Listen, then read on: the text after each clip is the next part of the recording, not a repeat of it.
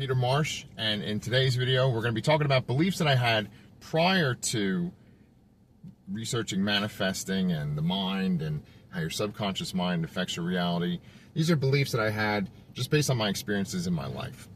So I'm 42 years old, and over that time I've had a lot of different experiences, and those experiences have led to different thoughts, and then those thoughts I've seen patterns with those thoughts, and that's what my beliefs were generated from. So I'm going to tell you some of these beliefs. A lot of times they were phrases that I kind of would repeat to myself and say to myself, and I still might say some of them to myself nowadays. All right, here's the first one. So when I was like 20 years old, I went to a poetry reading in the Village in Manhattan. I read a journal entry that was very poetic, and at the very end I had this one line, which was, "Never fear living in ignorance, because everyone lives in ignorance when there's no real truth." Pretty pretentious, right? But I still believe that to some degree. I think that I might even want that etched onto my tombstone when I'm dead. But I'm going to connect that one to things that I've learned through manifesting in a little bit. But let's talk about a couple other beliefs I came up with. Another belief that I had, and I'm not sure where this one came into my life, but over time I started to think about those little Chinese finger traps. I don't even know if saying a Chinese finger trap is PC these days. Let's just call it a finger trap from now on, okay? But you know those finger traps, the ones that you see at Dave & Buster's, or places where there's a prize counter. They usually have them that you can use one ticket and get them. So I think that life is like one of those finger traps, and the more you try to force something, the more stuck you get, right? That's another one of my beliefs, and that one really ties into the stuff that I've learned in my research on manifesting. Another one, if we're talking about games and kind of using metaphors for fun things that anyone can do, I also think that life is like a chess game, right? There's you, there's the other player, and when you play chess, if you don't know what you're doing, which is like me with chess, you're just basically reacting to the moves that the other player is making. People that know how to play chess, that are chess experts, are thinking 5 moves ahead, maybe even more, and they are planning out what they're going to do next, and the game follows what they're doing versus them reacting to what the other player's doing. So with each of these, I want to tie them into what I've learned with manifesting. The easiest one, the most direct one to tie into manifesting, is the idea of the finger trap. Okay? With the finger trap, I was basically saying that the more you struggle, the more you try to undo something, or the more you try to force something to happen, the more stuck you get. Now, there is a saying that is in a lot of these manifestation videos that I watch and the things that I read: what you resist persists. So basically the idea is that the thing that you are trying so hard to change, the thing that you're fighting against, you're actually making it stronger because you are devoting all of your thoughts to it, you're devoting all of your energy to it. So you want it to go away, you want it to change, but because you're so focused on it, you're making it stronger, and it's making you stuck in this version of reality. That's really true. I can definitely agree with that one. Now, bringing it all back to the idea that I've talked about in my previous 2 videos, and I'm just going to bring it up again here because I think it's kind of the core of what these videos are about. It's kind of the core of what I am trying to get across, is the idea that there are 2 parts to you, right? There's your inner self, which is your imagination, and I want to go into more detail about what the imagination actually is. I'm going to do that in another video. That demands a video unto itself. But then there's the part of you that you can imagine things in, your inner self. It's your mind. It's where you access it when you're going to sleep. There's much more to it than this, but there's that part of you, and then there is the 3D tangible world around you, right? What you're experiencing with your 5 senses. And it's not like there's one and there's not the other. They're both together, happening to you at the same time. You're both of them together. They're just overlapping each other. And then the idea is that your experiences in the 3D tangible world are what generate your thoughts. And I've said this before too, that your thoughts are like little tally marks based on what you're experiencing. You're collecting data. You're seeing the things around you and you're collecting data on what you're experiencing. Then your brain takes that data and it sees patterns, and then the patterns are what make your beliefs, and your beliefs are what make your 3D tangible world around you.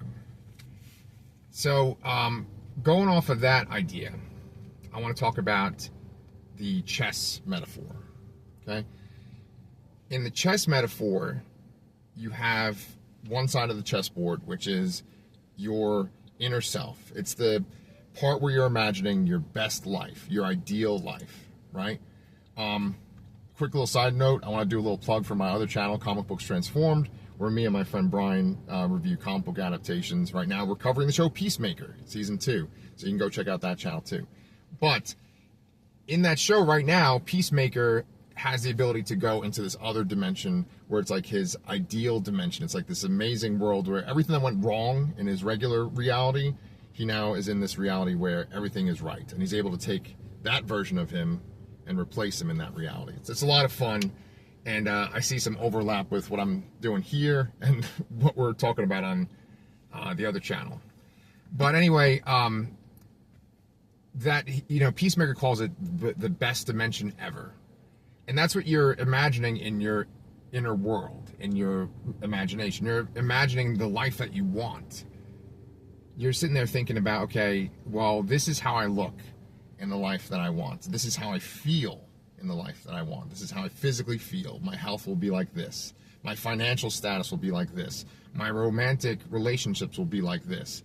People will treat me a certain way because I'm going to be like this. That's one side. That's your inner world. That's what you're wanting. That's one side of that chessboard. The other side of the chessboard is your beliefs that you have created based upon the experiences that you've had in your life. So you've had all these different experiences in your life. You keep having these same results. And so your mind is telling you, okay, when you do this, this happens. When you do this, this happens. When you interact with this person, this is the outcome. When you try to do this, this happens. And so it's the two sides playing against each other. And you could be like I was for years and years of my life, which was that I essentially let that other side run the game. I just trusted that other side. That other side knows what it's doing. That other side is reality. And I'm just trying over here. I'm just trying to win the chess game, right? Or you could make a choice. You could make an active choice to focus on specific thoughts and not focus on other thoughts. You know, you think positive thoughts, you think negative thoughts all day, just automatically based on what you're experiencing. But it all comes down to what you choose to focus on. What you choose to focus on is basically your interpretation of what you experienced, right? And you can choose to look at every interaction in a negative way. And I've done that for most of my life. But you have to realize it's a choice. You can choose to do that. Now, what I've said in the previous 2 videos is that the only way to change your beliefs and therefore change your reality is to take action in both the 3D tangible world and in your inner world too, in your imagination. You have to do both. And so you have to basically pick the thoughts. You know, these thoughts are constantly streaming. You're experiencing things every time you're awake, the whole day, right? So you're just getting thoughts constantly based on everything that you're experiencing. But you have to choose which thoughts you want to give energy to and which thoughts you are just going to let pass you by. That's where you go from being the person at the chessboard who's just letting the other player dictate the game versus, you know, taking control of the game yourself. So I wanted to just talk about those other 2 beliefs I had before too. I want to go back all the way to the beginning where it was the idea of never fear living in ignorance, because everyone lives in ignorance when there's no real truth. So in my very first video, I talked about the idea that we essentially had this bubble around us, and that is our reality, okay? I wanted to just kind of elaborate more on that. So with your reality, right, you can only experience things within your own 5 senses. You can only experience things that happen to you. You hear other people talk about their experiences, and if they're a good storyteller, you might even vividly on some level kind of feel it too. but you're still just experiencing that through your own five senses. One metaphor I like to use for this is the Harry Potter books. Now, before you jump off, I'm picking Harry Potter because most people around my age have read the books, they know about it. People that are younger than me know about it. I'm just using this as a familiar piece of context. But for the Harry Potter books, all 7 of them, almost every single page is seen through Harry's perspective, right? There's a few scenes, there's a handful of scenes where Harry's not there at all, and we're seeing the scene through some other character's point of view, but there's like 5 or 6 of those in the entire 7-book series, which has like books that are over 1,000 pages, some of them, right? But for the most part, you're just looking at the world through Harry's eyes. You're going to get huge backstories about different characters, and you're going to hear their stories, and you're going to like feel like you're there, but you're still looking at it through the main character's lens. That's what it is for everyone in your life as well. That's where this idea that I said of never fear living in ignorance, because everyone lives in ignorance when there's no real truth. It's the idea that each of us has our own truth. Each of us has our own reality. It's that bubble. And when we interact with other people, their interactions with us, they bring in their own reality. And their own reality can affect ours. You know, depending on how like strong their energy is, how persuasive they are, they can make us question our own beliefs and change our beliefs. I think that when it comes to loved ones, when it comes to like really good friends that you've had for years, when it comes for like the person that might be like your true love, the person that you are really connecting with, basically these people, their beliefs, their experiences have led to the belief system that they have, and that belief system is compatible with your belief system, and you gel together. And you might be able to make each other grow, and you can expand each other's belief systems, but for whatever reason, their experiences have created certain beliefs, and those beliefs are in line with yours, and so therefore their reality is in line with yours, and you're able to share that reality together. So that's the never fear living in ignorance, because everyone lives in ignorance when there's no real truth quote. And last but not least, let's just go back to that finger trap metaphor. So there's always the idea that, at least when it comes to manifesting, that when you're focusing on something that you don't want, that when you're focused on something that you don't like, then you are giving energy to that thing. You're giving energy to that idea. You're giving energy to that thought, and that thought is very powerful. It's just like, you know, you just keep having thoughts like that, and it's creating this belief, and it's keeping you in this reality that you don't want. So, like I've said multiple times in this video, you basically just have to let those thoughts go, and you have to focus on what you really want, okay? And a lot of this comes down to the wording that you tell yourself. You know, when you're thinking things in your head, you have to ask yourself really difficult questions. What do I want? Why do I want that? And you have to be extremely honest with yourself.